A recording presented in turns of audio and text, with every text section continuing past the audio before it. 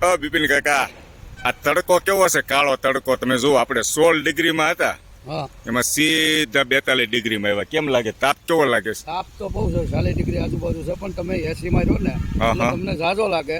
હા, હા. અને હું ઝાઝો તડકામાં રહું ને એટલે નોર્મલ લાગે. પણ તડકો થોડો કોઈને સંબંધી થાય. સંબંધિત ન થાય, પણ એવલું જે એસી માં રહેતા હોય ને હા, હા. એને થોડોક ભારે લાગે, અને અમને આ મીડિયમ લાગે. તમારા પગમાં વાંધો નથી ને? કાંઈ વાંધો નથી. તો ધીમે ધીમે આયલા આવો વાલો. હા, કાળો તડકો છે હો દોસ્તો.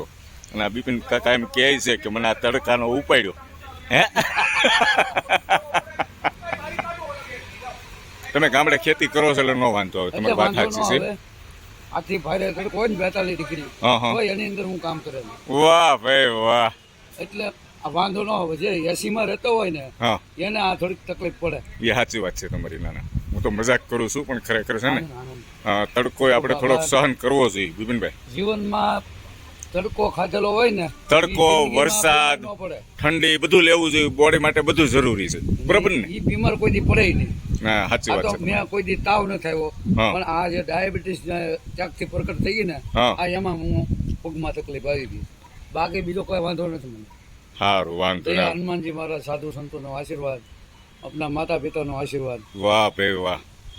ખૂબ 33 સરસ. કરોડ દેવતાનો આશીર્વાદ છે, પણ આમ તકલીફ હું આ ડાયાબિટીસ. વાહ, ખૂબ મોટી વાત કરી તમે. ખૂબ આનંદ થયો તમારી વાત તમારી જોડે વાત કરીને. ખૂબ સરસ, થેન્ક યુ.